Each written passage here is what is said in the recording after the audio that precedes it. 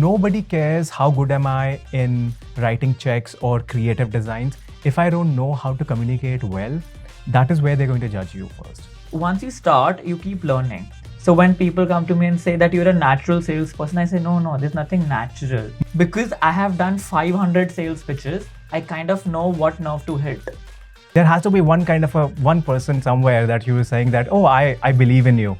And you just sometimes need that one push. Going where you have to go is not always about numbers. I think it's always about making an impact. Yeah. The universe is also working in your favor. Correct. It's important to get those signals sometimes. Yeah. And especially for people who are just starting out, na? Just replace struggle with experience. Now think of it from the point of view that if this wouldn't have happened, you wouldn't know what success actually looks like.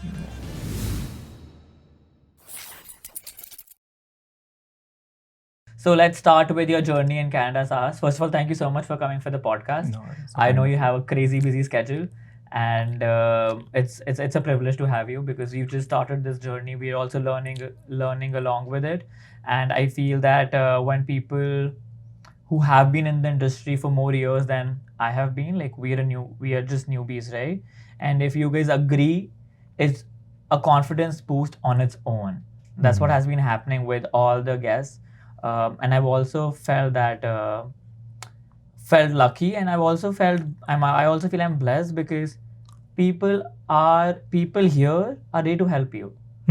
So it's not that, oh, okay, I have made it, so let me just go to a certain kind of people, a certain kind of podcast. So like I messaged you, you politely reply like, Ash, yeah, why not? Let's do it, right? Not a lot of questions. Why, what, show me some content. Not a lot of that keeps happening. Yeah. And this is a very important question. And somebody also asked me, somebody flew from Vancouver and they wanted to interview me. Okay. And his first question, why did you say yes? Yes. Yeah. Like, why didn't you ask so many questions? I told him, like, generally I say yes. Okay. Also because I also want to, think that the universe is also working in your favor. Correct. It's important to get those signals sometimes. Yeah. And especially for people who are just starting out, na? And I feel that kind of a pain and the struggles that, somebody who's just starting out in any form of a journey, no matter what age that you're starting, even if you're starting an international student, starting up your business, starting up your podcast. I mean, there has to be one person somewhere that you were saying that, oh, I believe in you. And you just sometimes need that one push. Maybe the time that I would give you might not be in the first 1 week because the schedule and everything. But in whatever way that I could help you in somebody's journey, that's what I think about. And I think timeline, that's completely fine. Everybody has their own schedules. But just you saying yes to me also puts in a responsibility in my head saying that now when somebody calls me for some help, I need to give back. Yeah. And I always keep saying giving back doesn't always have to be to the same person. It can be giving forward and let the chain continue. Yeah. Right? So that's universe. Yeah. You have to let it flow because people who've helped me might not require my help. Maybe not immediately. Yeah. But of course, there's so many people who would require my help and I don't need anything from them in return. From the knowledge that you've gained from somebody else. Correct. It's just paying forward. Correct. And that's how it's been. This journey of me coming to Canada from international student to my citizenship. So you were an international student first? Yes, I was an international student. The whole route, the international student, then work permit, then my PR, and this year I got my citizenship. Oh wow, congrats. So this has been a beautiful journey of 5 years, and I always keep saying this wouldn't have been possible if I wouldn't have had the right people around me. Right. So I strongly believe that if I approach somebody with the right intention, they'll get back. Yeah. What do you think helped you in your journey from starting at 2019? You started in the last 5 years. So that's a pretty condensed way to, start as an international student, get into, maybe did you work for somebody first? I did. Yes. And then also started your business. That is pretty good timeline. So I keep repeating this in every podcast, that I started my first business when I was 17. Achha. So when people say that, oh, you've been lucky, of course I've been lucky, I've been blessed. I say blessed more than lucky. I'm grateful.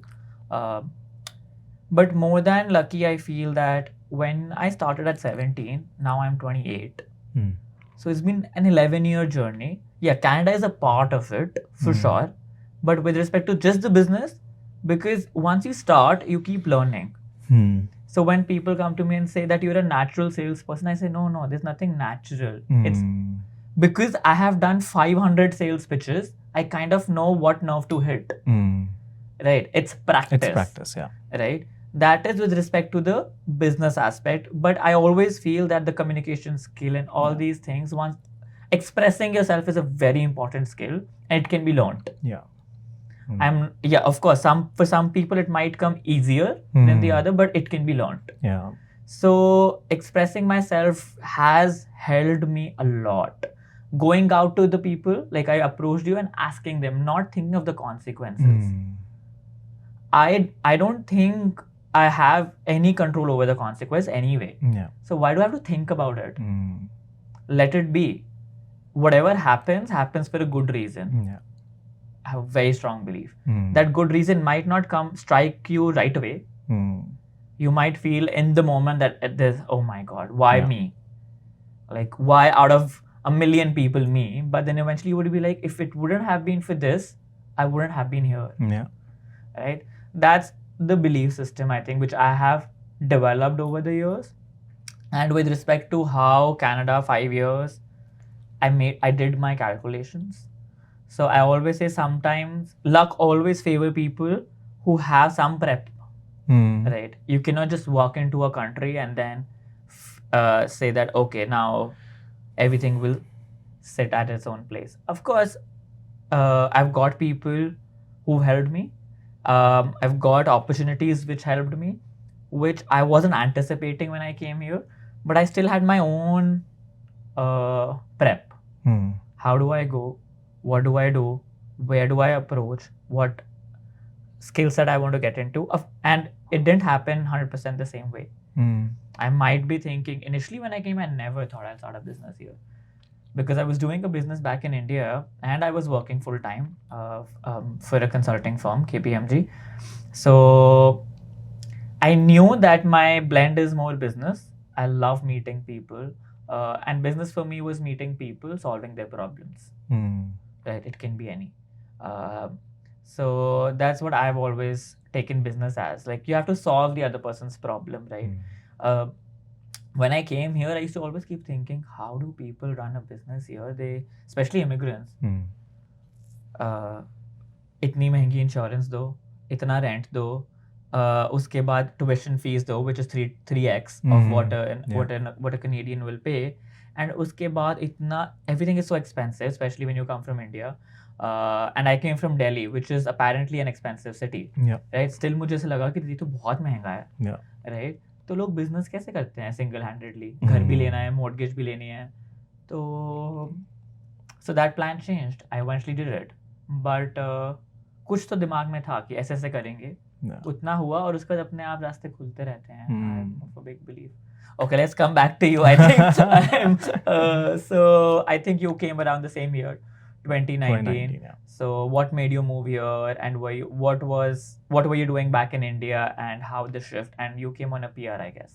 Yeah, my wife and I, we came on a PR. So she was the primary express entry applicant and I was the one who was just following her. Okay. So I think behind any kind of a change that you are looking for in your life, it always starts with a pain. So there is always a pain of remaining the same, or pain of changing something in your life, whatever you do. So I think that pain had grown enough for, you are looking for some kind of a change in your life, and that even means even if you want to start from scratch, you are ready for that kind of a sacrifice also. So I moved here at the age of 32. Okay. So like I said, it's at the same time, pretty much at the same time as you. So and one thing I had a very big belief about that, when you are moving it's a different ballgame when you are moving to a different country altogether, rather than moving to a different city. So if I moved from Punjab to Delhi, when I moved there, I was like, that was a big change again. Yeah. That was a big change because again, you're starting from scratch. But when you're moving to a different country where nobody speaks your language, people are cold, weather is cold, right? and no one, there is no family to call, I need this, I need that. In fact, you would not tell your parents so much because you don't want them to worry also. Yeah. And then you realize, it's not the same thing when you move from a different city to a different in a different country. So when I moved here, then I think I realized in 2-3 months that I'm on my own and I have to figure out things on my own, and I don't want to tell my parents everything now. I have to be very conscious about this because coming from a business family, somewhere you feel that you're brought up in certain way that you are kind of dependent on your parents also, because it's such a environment that they have built it for you, that asking for help is so very okay. And somewhere this is good also, and somewhere that also stops you from taking risks automatically in your life on your own. I think, sorry, cutting you here, but I think that's probably a culture also. Yeah, that's a culture also. Helping each other and taking help and not thinking twice, especially from your parents. This is a very American culture, that independent, isolated, living all knock by on the yourself door types culture. For us, it was family has no boundaries. Yeah, absolutely. So I think that we all come from the similar culture, and it was never like thinking about it that you're asking help or anything. But when you are in a different country altogether, I think you just feel that there is some kind of a switch that happens. That you're on your own, you got to figure out things on your own. And I think that switch happened, and then I did not tell everything that what I was doing, because I thought that it will just create a lot more anxiety and anxiousness for them. So like I quit my college, I didn't tell them. Then I started driving Uber and worked in chalk. Quit your college, but you said you came on a PR. I came on a PR, but as a substitute, as an alternate, I admitted myself in some information technology course. I'm a computer engineer from my background. Okay. So I thought कि कुछ नहीं बना तो काम education से ही कुछ हो जाएगा. Okay. Like you take as a backup option. But I went for a day and I'm like, shit, I can't do it. And why so? Because I think the gap between the studies and the way that because like you said, you started business at the age of 17. I also have done business. I've never sat for any job interviews and all that. So I've always had my own business, even in India. Okay. So like going back to school again was like a big, change of my the whole personality, that how do I fit in? And that age is also like 30, 31, 32 is like where you got to do shit together now. You got to just figure it out. So I thought that it would be better for me to just figure things out rather than going back to school and just go through that structure, rather than how can I compress that time of learning. And the best way to learn is actually just having conversations with people and communication and getting that confidence. The thing that you are most afraid of, you got to do that thing first. And similarly for this is that you feel a little insecure in a different country, might as well just start talking to people. Correct. And talking to strangers, that might help you boost up your own confidence. So that's what I did. That's why I got into sales jobs. Worked as a car salesman also at the same time. Okay, from an engineer to car sales, and you were also running a business in India. And what was that about? Back in India, that was already like stopped. I didn't do anything. I sold the business and everything. But what before. was that business? It was security and automations. Okay. It was like you see boom barriers, camera, security surveillances and all that. So we used to work. We used to work with hotels and townships and all that. So we used to take those kind of contracts. That was your own? That was my own. Okay, wow. That was my own. And so in between, something happened in India that I was supposed to go to Dubai. I did not go and packed my bags, picked like my business was already like, I stopped the business because I wanted to start again in Dubai. And that Dubai thing never happened a day before when I was supposed to fly. And that just shut me down like completely. And I was also supposed to get married in the next 3 months. So it was like a lot of things happening. This is which year? This is in, I think, 2017. Okay. A little before that, 2017. 2016 maybe.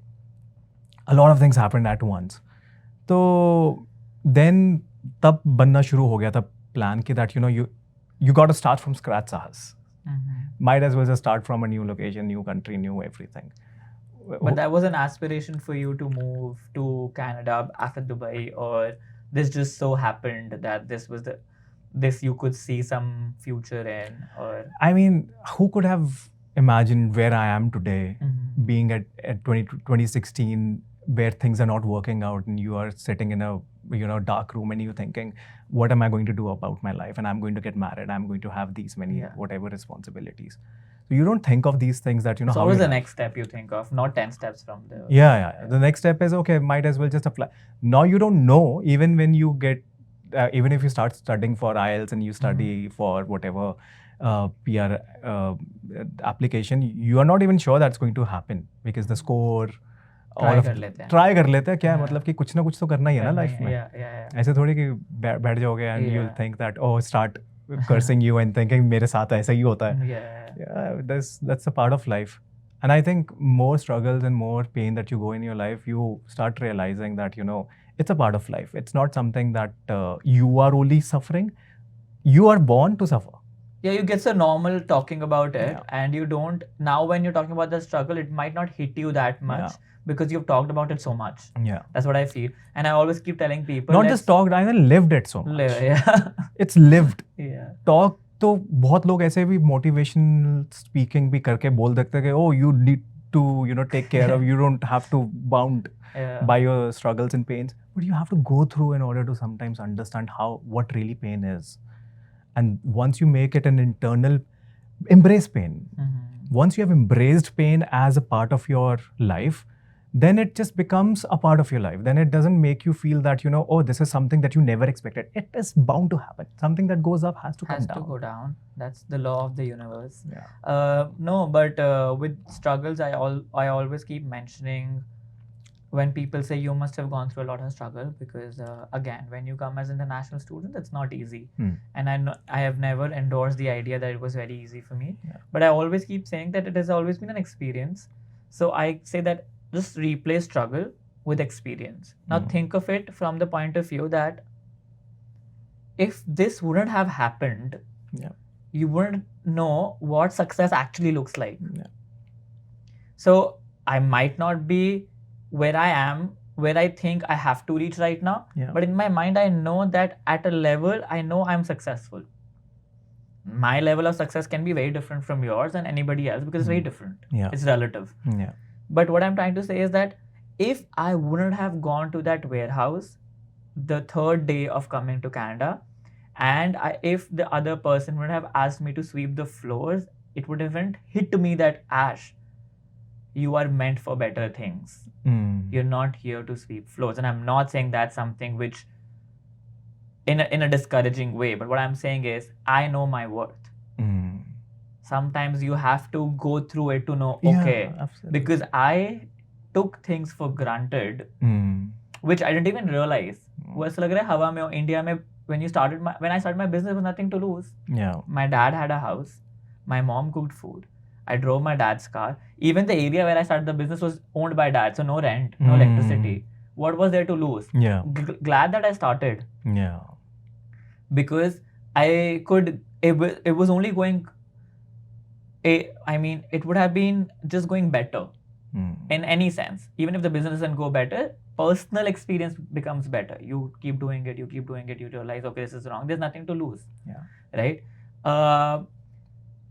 I went to Delhi University. It was a premium university. I went to good school. I'm privileged. I keep saying that I come from a place of privilege because I didn't think that this is something which you have to strive for. This is what you get. Because I was born into a family like this, right? Yeah. And then when I went to, after my college, I got into KPMG. So apart from the salary which you used to get, which was shitty, I think 25,000 rupees you start with, everybody who entered KPMG was privileged. I used to laugh and see that, and then just think, until then I was making my own money, but I was just thinking that people get their own iPhones and the salary is 25,000. iPhone at that time in India used to cost 70,000 rupees. So ये कैसे ले रहे हैं? Because I stopped taking money from home when I was 17. When I started doing my own work, I was like, okay, let me make my own money and let me spend it. But again, I was making my own money for my fun, not making money to survive. Yeah. जब यहाँ आते हो तो survival mode on हो जाता है. तो वो लगता है कि अच्छा सर्वाइवल के लिए if someone's asking you to sweep the floors, that's when it strikes you like नहीं now let me now game on. Yeah, but for me it was a little different, like in terms of even if Must be, yeah. Even if like I totally have a lot of empathy for students, especially because that age is also I was 22. very sensitive Yeah. age. You know, you are growing and you are trying to understand how the world really works, and that is a very, very different world altogether when you're starting at that age. I think isliye that's why I have a lot of empathy for students, specifically because I think you're not just going through financial struggles, but you're also going through a lot of mental struggles. Figuring it out. Figuring it out, you know, because now you have a lot of pressure also to make it worth it, because your family believes in you, have to make something out of you. You have taken a huge risk coming over here. That is one part of a struggle. Another struggle is I'm alone. I'm depressed. I have nobody to talk to. I live in this cold country where, you know, I don't even have any friends to talk about. So there is a lot of things happening for a student life. But for me, when I came here and whatever things that I did, I enjoyed it. I enjoyed it like, oh, I'm getting to drive Uber. Oh shit, this is crazy, right? Anything that I did was because I never got these kind of opportunities in India. For example, if you drove a car as a driver in India, you're looked down upon. Yeah. And your family will never talk about it to their friends that you drove car for other people as a driver. But here, everything is normalized. Yeah. And even if you don't tell your parents, but it's not just for your survival, but you start enjoying that job for a little while and you are like, it's not as bad as you think. What you're getting out of it. The positives are that you are talking to strangers, you're getting to know about the country, you are learning a lot about their culture, you know, and apparently, like, I had so many people coming into sitting in my car where they're talking about businesses, because I would initiate conversations about businesses. So what kind of a business? I mean, people are talking about, you know, how they sold a company for $70 million, sitting in my car backseat. I'm like, holy shit, this is the kind of a it was like a podcast while driving over. Good concept. Yeah, so I thought from that point of view. So even if going, I never thought that, you know, working in a chocolate store when you are serving at Eaton Center outside in the mall and you are saying, who wants free chocolates? Who wants free chocolate? Right? No, but I think that's because of your perspective. Yeah. Again, Yes. That's what I was saying, that my struggles, I've loved it. I embrace them, as you said. As I keep saying, they're experiences. If I wouldn't have gone through those, I wouldn't have appreciated or had that much gratitude today where I am. Of course. Wherever I've grown, maybe 1, 2, 3, 5 steps. And of course, I need to grow. I know the vision. But what I'm saying at the moment, I am only able to appreciate it because I have folded clothes at Hollister. And when I came, I was this big shot KPMG. Right out of college, I got into a entitled, big four, right? So what can go wrong? I'll come here, a bank will hire me. But then you realize you have to go through all this and then you start having fun along with it. Yeah, you have to have fun. My first job at a warehouse got my first business contract here because the HR manager there was also, so I used to do events. Where? Event management and choreography. So wedding choreography was my first business. Back Very in different India? from what I do. Okay. Yeah. Yes. Opposite. I trained in dancing for 8 years of my life from Samak Dance Institute.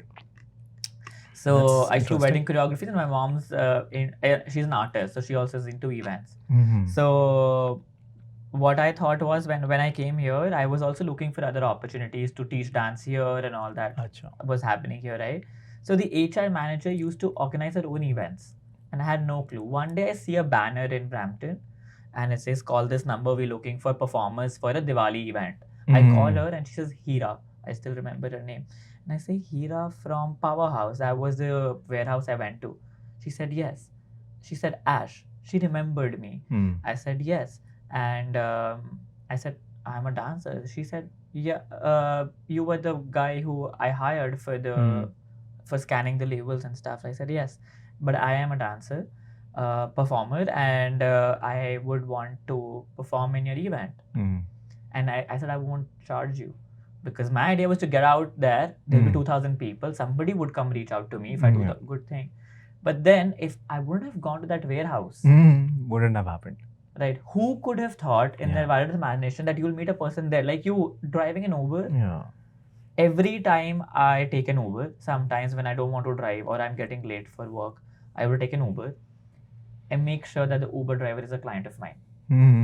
So I always keep telling my friend, and he keeps laughing. He says, how selfish? I say, what is selfish in this? I am driving an Uber, I'm paying him. I know that he has to do his taxes, and Uber drivers have their self-employed taxes. I'll do it for them.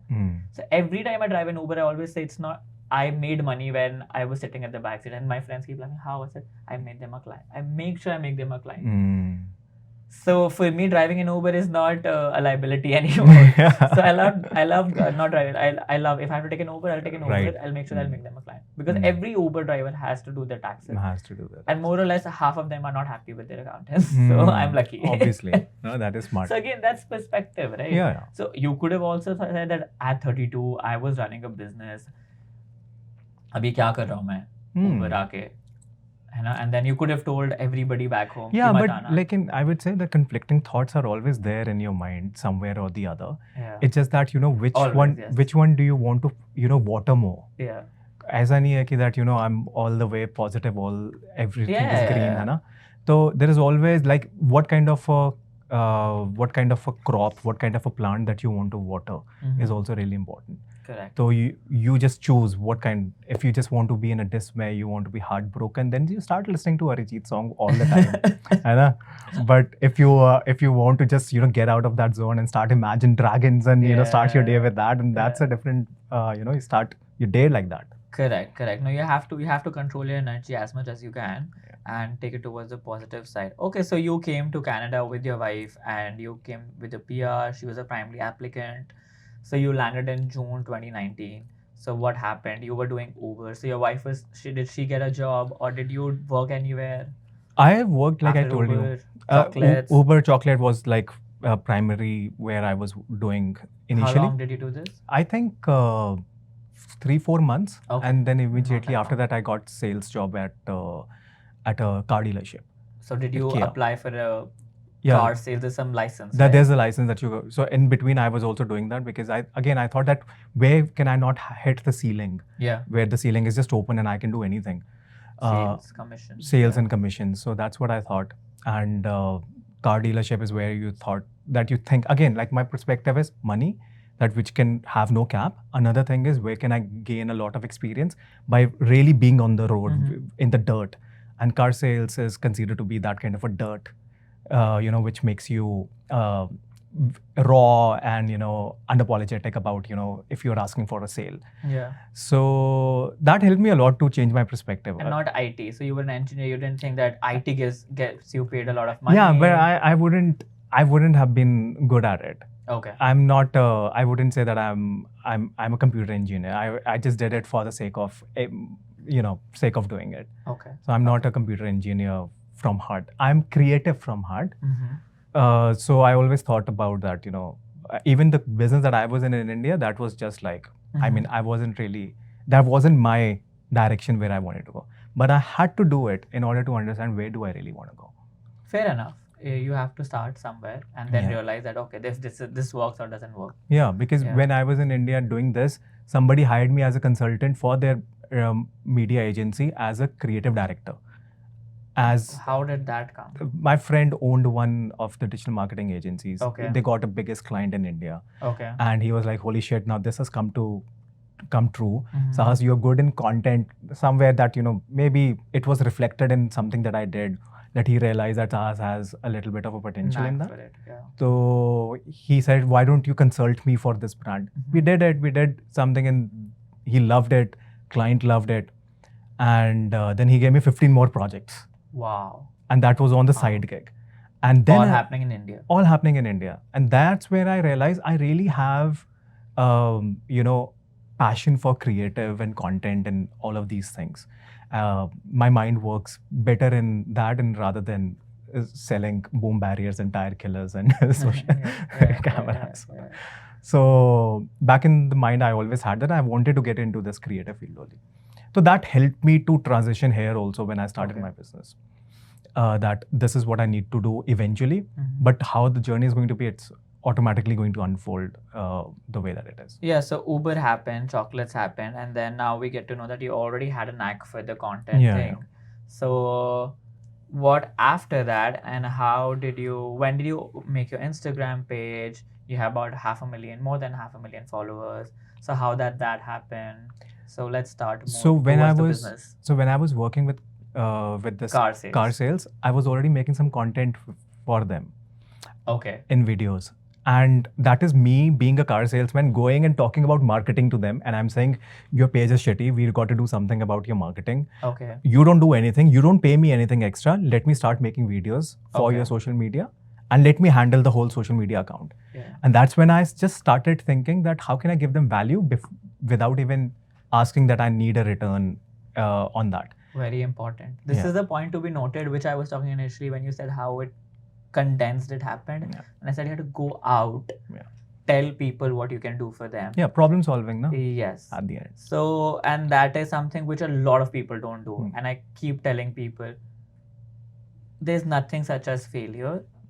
They don't know you. You don't owe anything to them. You're doing it as a favor to them. So you have an upper hand. You're doing it as a favor. So what can go wrong? Go to them and tell them. Like if I would have approached you, you could have just said no. Yeah. Worst case scenario, I don't know, you don't know me, I don't owe you anything, but you said yes. What is the worst can happen? So again, so you had to go there. So that's an important business lesson which I keep telling. If people ask me, it's like, go approach them. And I think also free work is also very underrated, undervalued. Like if you're working, you think that you always need to get paid right away, the transaction needs to happen right away. It's not how the world works. Sometimes that transaction might take a little while, but you have to give selflessly into the job also in order to get somewhere. Maybe you're not ready maturity wise, or maybe in terms of the talent that you have, you're not ready for it right then. But maybe you have to gain that talent in order to work free for somebody for a little while in order to get there. And of course, you're also getting exposure. Yeah, you're getting exposure. Both ways. So something that you are gaining. Yeah. So you did that with the car company. I did that. I started making some videos and managing the social media. And one day the manager comes in and asks, "You're doing a lot for me for our dealership. I want to get you start paying some kind of on top of it." I go, "Yeah, okay. You don't have to. Okay, but I'll charge this much." You have to pay your bills. You have to pay the bills. So I think I was the only salesperson who was also getting a little bit of because of the marketing that I was doing for them. But at the same time, I was also having my marketing business separately. So you started that? I already started the marketing. I was mostly doing with real estate investors and real estate agents. Okay. You were doing the content? No. For them, I was mostly doing like in terms of performance marketing, which means designing their landing pages. I mean, the team was designing the landing pages, managing their ads, helping them with conversions, and helping them with social media presence and performance marketing side of the business. This is which year? This is again in it started somewhere around 2019 December and up till 2020 end December again. So how did you start this? Did you have a team in India? Because did you do a course? Or? No, I didn't do a course. I've just learned everything from mentors and people around me and whatever resources that I could get hands on. I think when I started, it just started when I joined one of the masterminds and when I came to Canada. I think in the first 6 months, I realized that, I really need to be surrounded by people who are smarter than me. And real estate was a hype, and I realized that I need to be in the real estate somewhere. And there was one mastermind which was happening in near airport.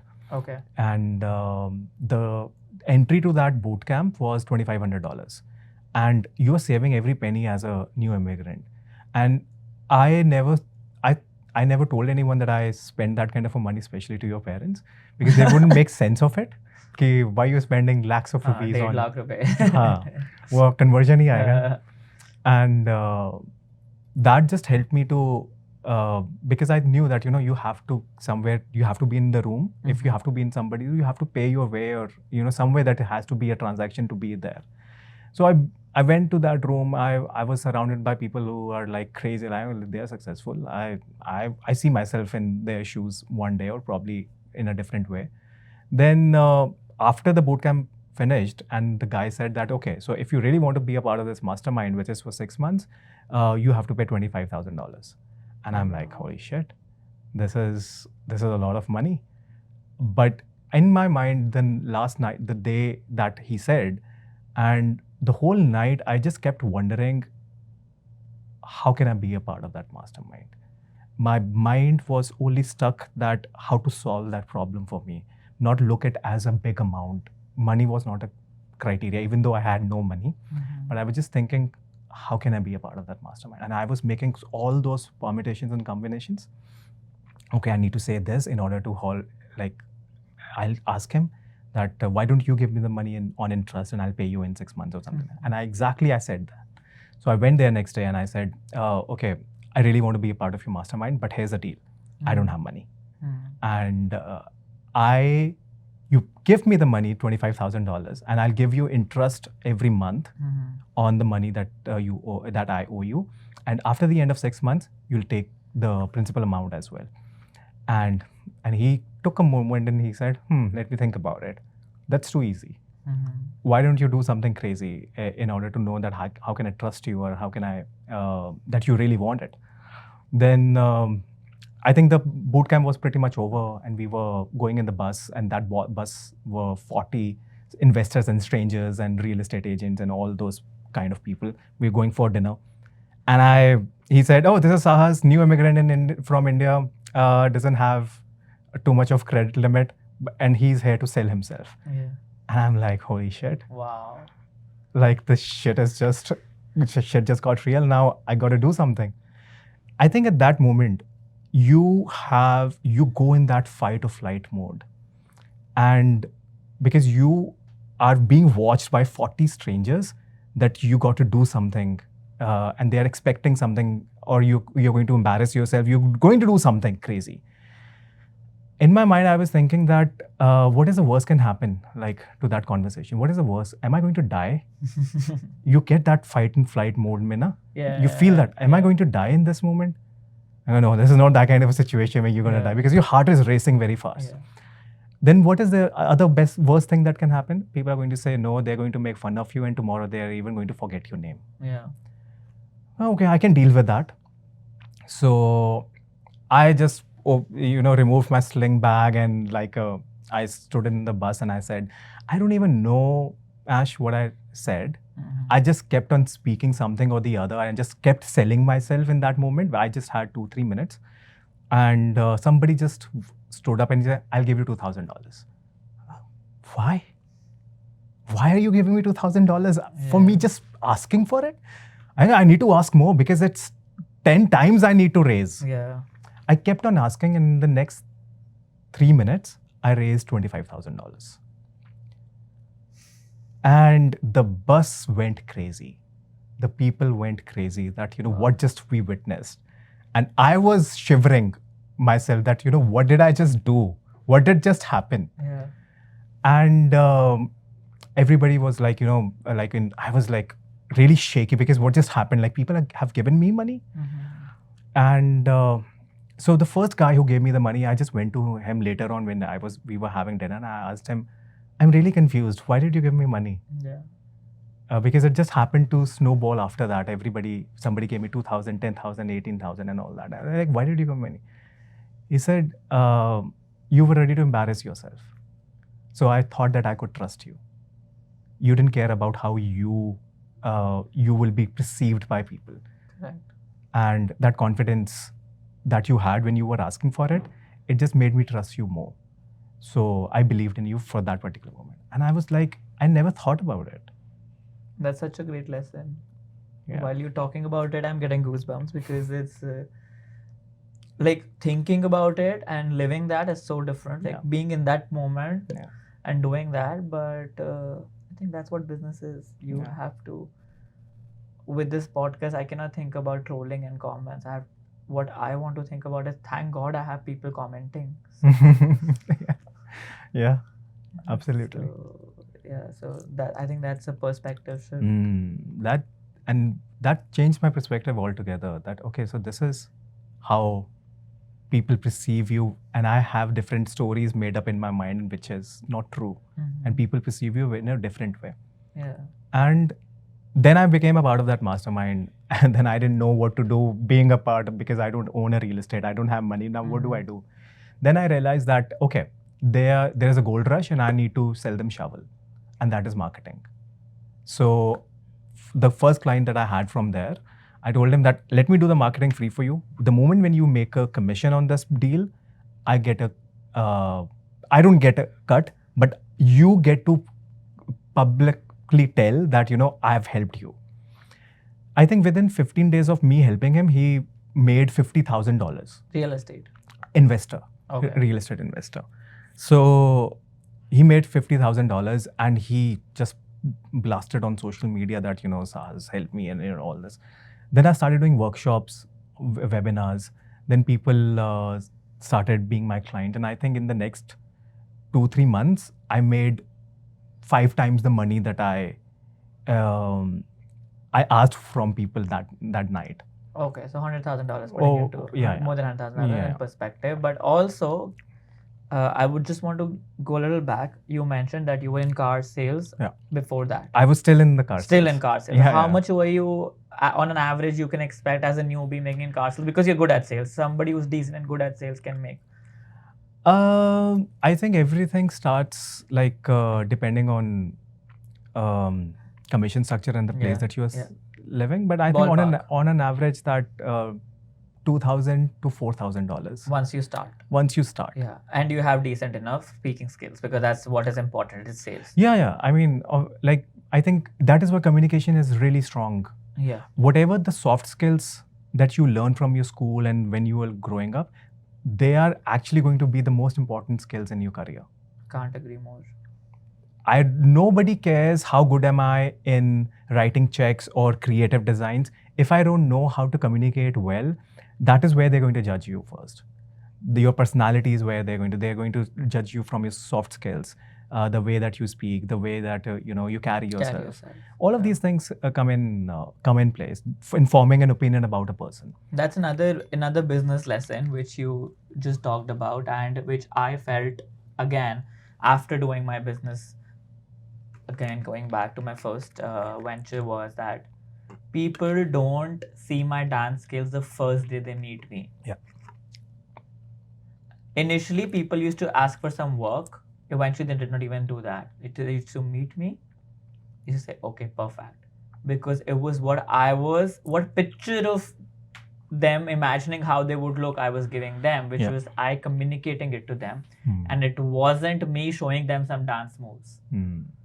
So when people said, you must be a great dancer, I said, no, probably they are much better performers in the market who are much professional than me, who can go to DID, Dance India Dance and all. I cannot. I just know how to create a relationship of trust. Yeah. That is more important. And that is more important. Yeah. So where you mentioned that nobody is checking what you are doing eventually, which you would be good at for sure. But that's not something which is the only thing which would take you to that deal. Yeah. It has to be a combination of your communication. Yeah. And the other thing which I keep repeating on is the way you carry yourself does matter. Yeah. So when people say appearances don't matter, I personally feel from my experience of 7, 8, 9 years, appearance matters. I'm not saying you have to be the most well-built. I'm not saying you have to be looking, have the best hair, the best clothes, a Gucci watch. No. What I'm saying is you should be well-groomed. People should know that you take care of yourself. Hence, you can take care of them. Yeah. Right. So, yeah, that's about it. I just wanted to add on to your thing because I just feel what you are telling about is something which I strongly resonate with. So I had that urge to keep people adding people on to focus it. a lot on the skill and expertise also, no? Yeah. Like I need to develop that, but nobody works on their soft skills in for that matter. So I think, and that is very much underrated skill to have. So I think communication is number one, that you Yeah. really need to focus on, how do you articulate things and how do you communicate? How do you put your point forward? How do you detail it down for somebody, a fifth grader, to understand what Yeah. you're talking about? So that I think somewhere I have to give it to my growing up, like schooling and everything. That has to do a lot with that, because once you develop those things, it is never going to go away from your life. And the more you practice, it's even going to be better. Sales is that. The more you talk, the more you practice, the more you are exposed to other people in communication, you learn. You know what they want to hear. Yeah. You somehow feel that this person would want to hear this, and there is no technique to it. Yeah. It is just experience. Nobody wants to get sold now. Yeah. That is number one. Nobody wants to get sold.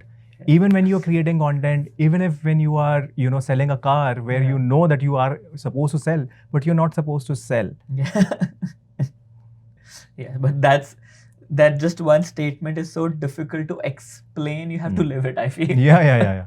That is very difficult to. I mean, you're doing your courses. I'm sure you're doing some part of it in your courses, but I don't know. I still cannot tell you how I close a client. I don't have a tuck steps. Okay, there's one and there's a conclusion. Yeah. I know when to conclude.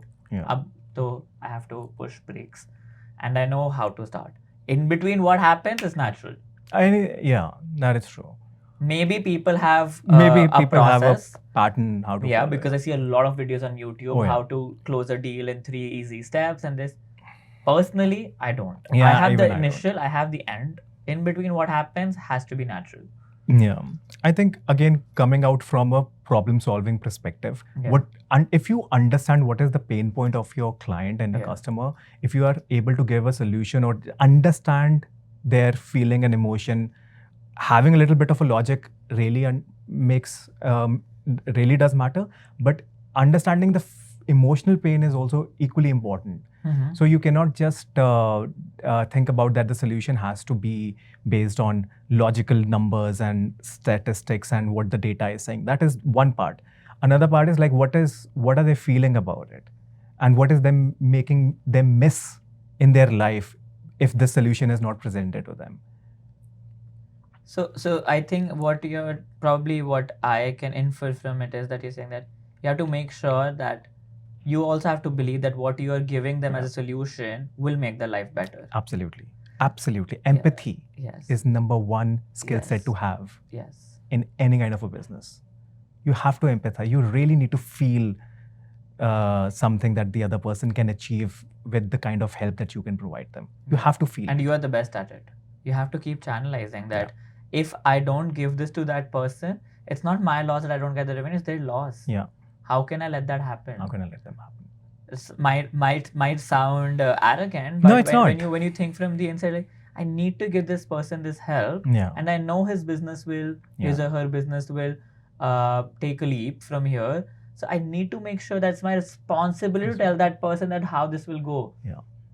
Right, like the other person who, the guy who invested in you and you made your first client and you made him $50,000. If you wouldn't have, he wouldn't have made that 50,000, right?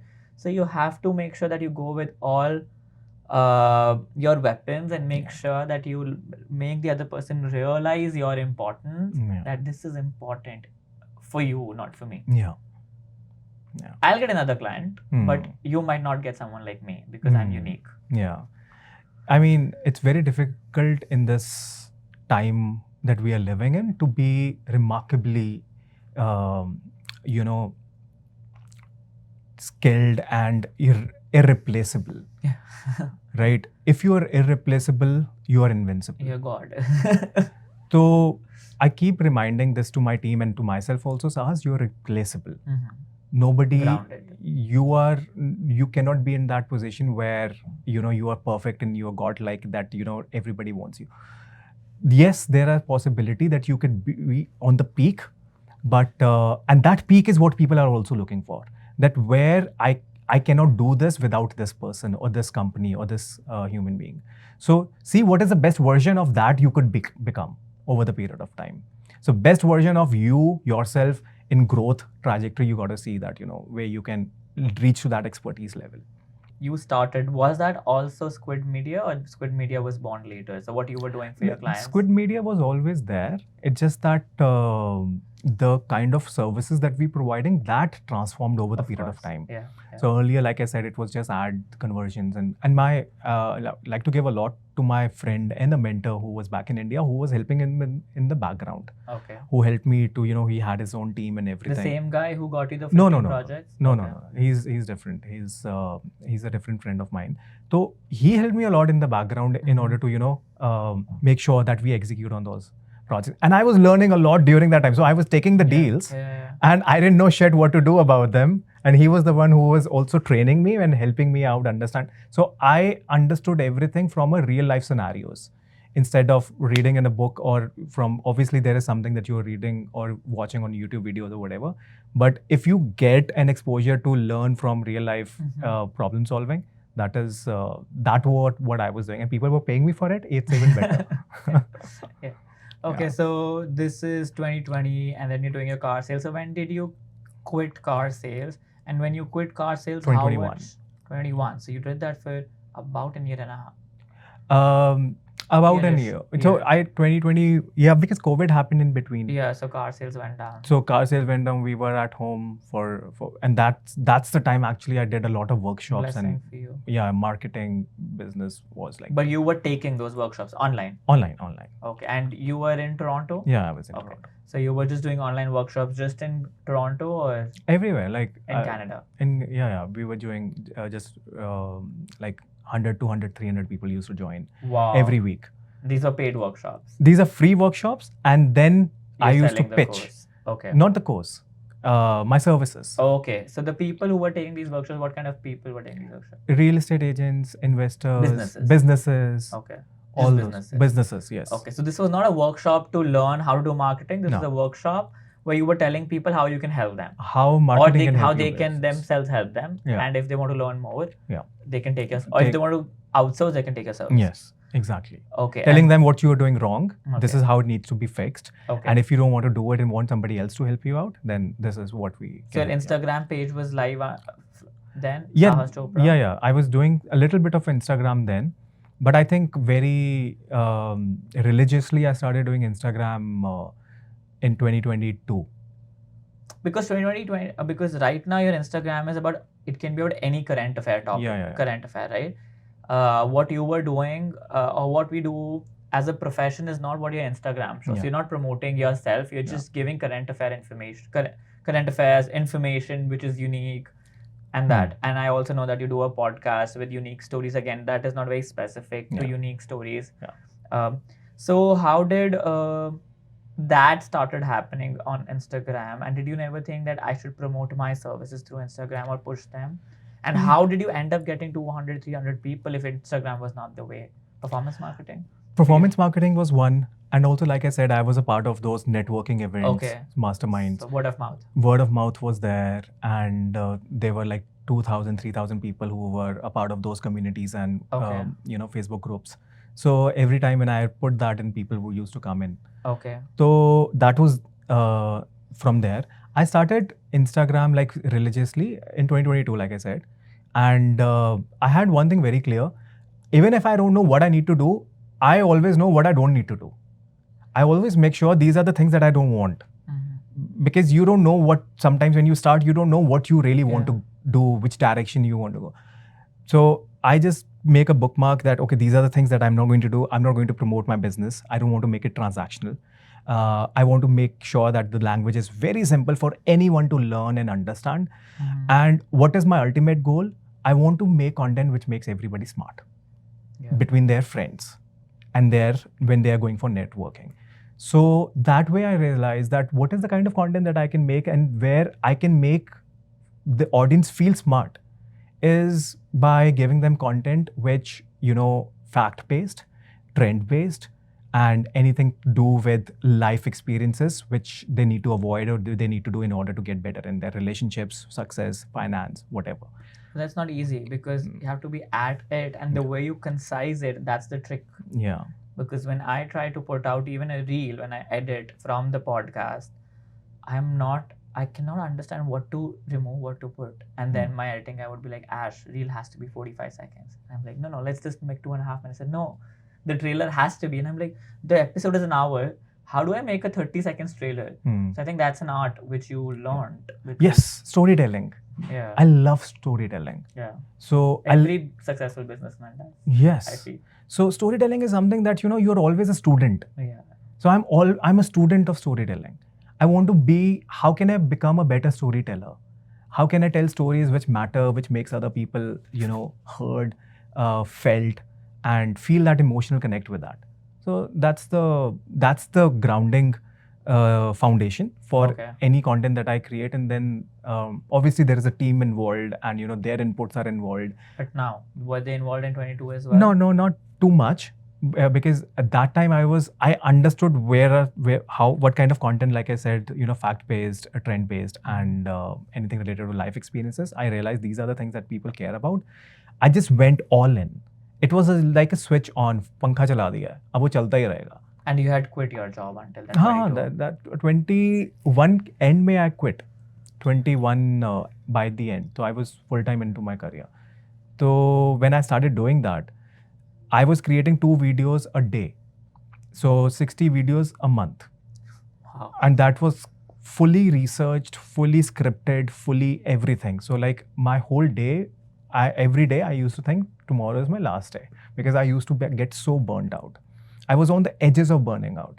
But then how were you managing the other clients? Your team was doing it for you? Team was doing, I was, again, like burnout is because you're doing a lot of things. You took a lot more than what you could chew. Okay. But I'm glad that I didn't burn out, because that helped me to expand my, the plate that I could do. And that just helped me to do multiple things. Now it doesn't feel like a lot of work. Yeah. And then you start feeling guilty if you have 2 hours free. Yeah, that's another thing. That's a toxic trait which I started having because with the podcast, we started this, but it's a lot of commitment. It is. And then there's the business is running, and I just told you I've been moving, and now the year end is coming, so our business, the busiest season is coming, right? So, and then there's a team to handle all this, and I keep thinking that sometimes when on the weekend I have an hour or 2 hours free, I'm like, how can I have this hour free? Ash, you could have made $500. It's not about because anyway, it's a money for survival right now. Yeah. Because any money which we make, we put it back into business. Yeah. Right. Yeah. And that's how I want it to be for the next 2 years. I want to keep investing back in my team, in my space. That's the best way to go. But then the idea is that I'm always on the go. Even if I'm meeting my friends, I would always keep talking about my business because I'm so used to, that's what I do all the time. I'm talking to my mom, I'll talk about my business. People around me just get upset because they say that because what is the usual behavior? Let work remain work, Monday to Friday, 9 to 5. When we're on the weekend, let's chill about family. Let's talk about relationships. For me, my family, my relationship, Monday, Friday, nothing exists. The lines are blurred, or there are no lines. And there are no lines. It's just work. Yeah. And it's not that someone's telling me to do it. You want it so bad that it just becomes a natural thing for you to do it. Yeah, people say take a break. I said, no, I don't need a break. This is a break. This is break time for me. Talking to you doesn't feel like work. Yeah. There's no such thing as balance now. Life and work-life I don't balance. believe in all this bullshit work-life balance, all this. I keep saying I'm an Elon Musk follower. So not because of the other controversial reasons, but for the reason that if you have to build something, you have to be passionate about it. Yeah. And that passion then doesn't have any balance. No, it doesn't. Work-life balance for me in the true sense is if tomorrow I'm not well, I can take an off. Yeah. Like 2 hours off, not when my employer tells me that between this and this. I will shut my phone for 2 hours and I'll be good. Tomorrow, if I have to go to India because I'm missing my mom and dad, I can pick up the next flight. Yeah. For which I need good bank balance. Yeah. Right? And for which I need freedom. And that is balance. I mean, balance, I choose my balance. Balance doesn't mean 9 to 5 happens. Yeah. That is routine, schedule. Yeah. Okay, I want to have my own schedule. I want to work crazy as. And for me, when people say I want to retire by 30, that's why I make money. No, I don't want to retire. What will you do at 30? How much money will you spend? Yeah, I mean, you choose your, that what is that you want. It doesn't have to be journalized. It doesn't have to be everybody's correct version of success. Everybody's version of success is different now. Very different. Yeah. So coming back to now, you with Squid Media, and then you said you also started your own Instagram page, Seriously 22. And then by then, how many clients did you have from 2020 to 2022 until you started your own? So tell me a bit about your clients, and what was the scope of service you were providing, and ballpark which. Again, I don't want exact figures, but ballpark what revenue you were hitting then, and what made you start your Instagram page? Like seriously, like you were doing already the back end Squid Media.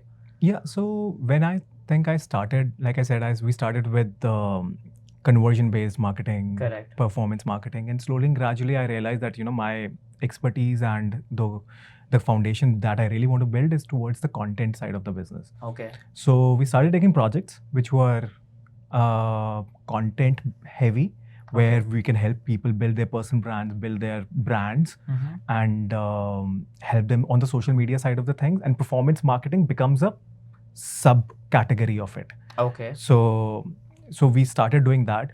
And one thing I was very sure of, that I didn't want to go for quantity. Okay. I want to go for quality. Okay. Which means I can charge $100 and have 1,000 clients, or I can charge $10,000 and have 10 clients. That was my goal. Yeah. And I was from that mindset that I want one, let's say if I want one client, that needs to be somewhere around $10,000 to $12,000 per month. And that is where I like to go. And that's why, and I could also focus, my team could also focus better. Okay. So we would have like, few number of clients in this ballpark. And that was the goal. And that's how we started. And that's what we started initially when I started. So I had very few people in terms of employees who were in over here. Like most of the team was in India. So I think when we started, I think we were 5. At this moment, we are somewhere around 10, 15 15-ish. 15 employees. India and here. And how many do you have a space? Now you have your own studio. Yeah, we have a studio. So we earlier we used to rent whenever we used to have the studio shoots with our clients, but then we realized that it's better to own one rather than flexibility, because now the shoots are happening at a better frequency. So we started doing that, and we also thought about the business model that, how can we also make it a revenue generating asset out of it. So which is why the studio space that we created, it could also be booked as a rental space for anybody to, do their own podcast, bring their own equipment. So our studio is also booked by production houses, movie production houses, or when they want to do any casting, any production based on that, somebody's booking it for their own thing. So they book it on an hourly basis. So we made one business model out of that. Another is obviously like the service business that we provide. And that is an add-on service for people who are also booking it. If they want the services, we can also do it. But on the sideline, we are also having personal branding services, brand services, and anything related to that. Okay, so now you are into multiple services related to marketing, like more on branding in different aspects, right? And the studio which you have, so you own that space now. The funny thing about downtown Toronto is that you cannot own anything. So you leased it. Yeah. I mean, people who own the building, they like this. Exactly. So they have it from the last 100 years, from their generations. Who would want to sell there? It will be mad for anyone to sell it. So that's the place. But it's. And you've always been in downtown Toronto. Yeah. Okay. I also wanted to make sure that if I'm in, so I call something as happiness tax. Happiness tax. Okay. Which means that you got to pay in order for this and this to work in an alignment. which is why the place that you live in is going to matter a lot. So much. How you're going to be living your life in the future, how success that you're going to get, because your mind frame needs to. Why do they call that? Your home needs to be the place where you feel at ease, you're comfortable. So that is your sanctuary. So you got to invest in that in some way. Doesn't mean that you go and buy one. Live in a place where that gives you happiness. Yes. Even if that means you're paying a little extra for it. Correct. And don't call it anything, just call it happiness tax. I have another word for it, so I want to share it with you because, again, I say that whenever you're saying it feels like I am very similar to what my belief system works around is that I've always felt that when you work hard, when you enter your home, it should feel like a place of relaxation, unwinding. Irrespective, it is a rental house or you own it. It's your house, it's your home, right? Or you are with your family, it's again your space, right? So I've always been of this belief, I call it emotional investment. When people say invest wisely, it will be a liability. So I'm just moving into a new space, right? So of course it's difficult on my pocket. I'm not saying it's easy. From a rental space to moving my own space, I need to get a few things done, this, that. And my well-wishers, like people who really care about me, would always say that, Ash, you're just by yourself. Just rent a bachelor pad, throw a mattress and be good. I say no, but they think financially it doesn't make any sense. Yeah, of course. But I keep saying that not everything has to make sense financially. You can rather not buy a Mercedes and keep going in a Camry, in a Kia. Why do you have a Mercedes? So for everybody, they have some emotional investments, right? For me, that's my home. Yeah, of course. Or that's the space I am in. Be it this office. When we started the office, it had grey walls everywhere.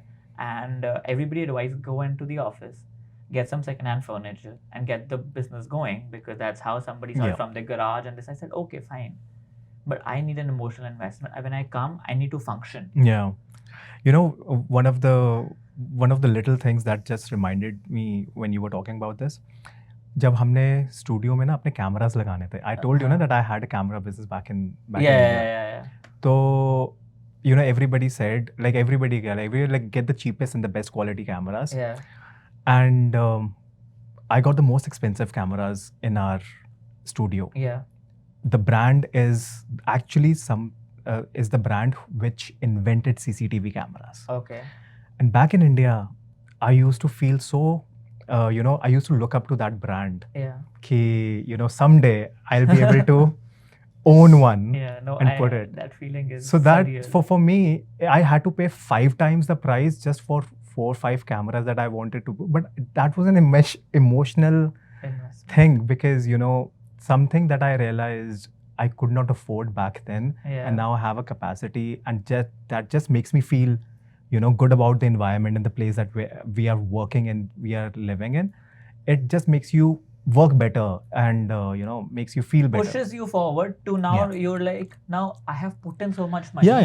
I'm more responsible. Yeah. Whoever says that don't spend on your coffee, spend on your coffee a little. Yeah. Spend on the clothes that you want to wear. Spend on a little car that you want to drive. Spend wherever important. Be wise practical, with it. But sometimes make those emotional decisions, because that emotional happiness will push you to do even better. Yes. So I've always listened to this interview about Shah Rukh Khan when he says when he was about to buy Mannat, the bungalow he lives in, he didn't have that money. He said, but he got an advice, I don't remember from whom, that push yourself a little bit. Buy a house which you cannot afford right now, because eventually you will be able to. And then you will realize, oh wow. Because that will remind you every day that you have to make that money. Yes. And money is important. Don't be comfortable. Right. So, and it's a matter of 5, 6, 7, 8 months. You have to be consistent in it and positive about the things. So, you were saying something, sorry. No, I think that's exactly what I was talking about. That in few things that has to have a little bit of an emotional angle to it. It's Yeah. okay to do a little bit of thing. Don't go and buy an expensive Gucci Yeah. or To each their own. Whatever. each If their a own. Gucci watch gives you that push, Yeah, yes. if you think that you can Yeah. afford it for and it's not going to empty your bank balance, Yeah. then go and do Go it. ahead And and do it. maybe that is the driving factor for you to do even more Yeah. grander Yeah. things. Yeah. No, exactly. So for sure. So now we have reached 2022, 2 more years to go. So Acha. 2020. Let's compress that. compress that. So I think started social media, like I said, switched on, Okay. started making a lot of videos, and I Yeah. think in the 4 weeks I hit 100,000 followers, and Wow. That's amazing. yeah. So that was because again, like I think it was a lot of work in the background Yeah. which was So done. it wasn't 4 weeks effectively. It was Not 4 working weeks. No. It was maybe 2-3 months of work. yeah, done but in 4 weeks. yeah, but there was a lot of learning lessons from behind when I was doing videos and didn't do videos from the last 2-3 years, whatever Mhm. that I did, and started hitting that follow count and views and everything started growing. I think in 1 year it took around on one channel, like we were at 400,000. Then right now in multiple we are around 900,000 Wow. followers. So, but the whole agenda is that how can I create content that makes you as a viewer smarter? And even the podcast's theme is that the podcast that makes you smarter. Yeah. So that's my underlining thing. And I've just, like I said, the things that I don't want to do, I didn't want to make it about me. I wanted to make it about you. So Yeah. my content is not about that, what kind of a business that I do. My content is about what you could do in order to improve your life. Maybe financially, maybe personally, maybe whatever aspect Or that just you're life missing out. stories. Yeah. Yeah, no, I hear your podcast, so I listen to your podcast, so I know that a lot of good life stories which I hear. Yeah, I mean, I'm also learning. Authentic. Yeah, I'm also learning a lot from them now. So it's like it comes very genuine place of curiosity for me. Like here, Huh. I'm listening to the story for the first time. I really didn't know how you reached this stage, right? Squid Media, so it's fun, right? So last question. I'll tell you one, since I've been hearing a lot of people's story, I think I just don't want to talk about my stories anymore, because the kind of things that people are telling me about their stories and the things that they have gone through in order to be who they are, I'm like, damn, Sahas, you have not had an inch of struggle in your life the way that people have. You've not scratched the surface. So it just makes you humble that, okay, slow down. You're not the big guy. But yeah, it's But I think you always have some common aspects which I feel with people, and you should, with people who you look up to, and I find those. I like purposely, this person who's successful probably is not the smartest in the room, but do I have something in common? Yeah. If not, then I want to develop that. Yeah, something to that you reach can there. learn. Because I always keep feeling the people who are the most successful in their life, and again, relatively where they are, where I feel they're successful, it's not because they're smarter and more intelligent than me. Yeah, absolutely. They've just been at the right place, at the right time, with the right people, and of course, you have some luck which place they are blessed. Yeah. So what can I do to get closer to those aspects? Yeah. Right. So probably be with the right people at Of the course. moment. Of course. So, yeah, for sure. So now, addressing the elephant in the room, how's the business going right now? What the future looks like, and how much ballpark is the business hitting in terms of revenue? So the business is going good. I think we massively invested into our studio also this year. So that way, I think we started multiple revenue sources. Okay. In terms of revenue, I think we are pretty decent, but it's nowhere what my aim is, where I really wanted to go. So I think we are still, 5 years. 5 years away from where we want to be, at the position where I see it going. So we'll talk about that 5 years after. Probably it happens in 2 years. You never know. Yeah, you never know. Yeah, it's just, I'm so grateful. Yeah. I'll be very honest. Wherever I am today, I'm very grateful for the position that I am in today. I don't want to take it for granted. I'll never will. I never imagined, I never dreamt of this. I never dreamt of this. Yeah. It is just the universe way of giving you back. Correct. So I'm every day, even if that I have a, sky is the limit and I want to reach the stars, behind that is always that I can't imagine that, this is what the universe has done. I'm always so grateful. And how can I give it back in some way to the person who requires the most out of me? So that kind of sense has always been there. So I think that also comes with a little bit of a age factor also hits you a bit. Experience. Experience. Age में आपको I think it's I call it a term. Again, somebody told me this years ago, that be blissfully displeased. So blissful for where you are. Yeah. Always keep thanking your stars, but displeased because you know where you have to go. And going where you have to go is not always about numbers. I think it's always about making an impact. Yeah. Like making an impact in the people who are also working with you. Yeah. Oh yeah, they're your responsibility. When Yeah. people tell me They're- that you don't have a family, Nah. so you can take risk, I say, please, can you please correct yourself? I don't have one family, Yeah. which I'm supporting a staff of 5 people and their families. You know how much happiness that it gives you when somebody who's employed with you and goes and buys a house. You know, somebody who just got married. One of my employees just got married day before yesterday. Okay. And you know that freedom, that looking at their life, that they are Yeah. actually going to a different phase, they're entering a different phase. It's so satisfying that, maybe I was a catalyst in all that, but I'm glad that I was a part of their journey Yeah, for and you could whatever, help. whatever, the universe wanted that help to come from my side, but it just happened. So again, and very important to be grounded, and again, we keep going back to philosophical conversations. I think that's how And that's how authentic. I think you are also at probably at your core, and probably I'm also Authentic, more spiritually connected from the source. Probably that is. And why I think it's important. Yeah. These energies are very important. Knowingly, unknowingly, you have to manifest them, and things happen. Yeah, you cannot control. It's a lie that we tell that we control things. You don't control anything. Nothing. Yeah. I started with that saying that you cannot control the consequences. Why even think about those? Well, just do your shit. it. Do your work. Nike. Just do it. Just do it. Yeah. Anyway, it was such an amazing conversation, Same here. Sahas. Thank you so so much for agreeing to come for the podcast. And I hope we sit again and talk more about the business. That's what I keep telling all of my guests, that we start to talk about the business, but we go for the authentic conversation. But want to learn more about you.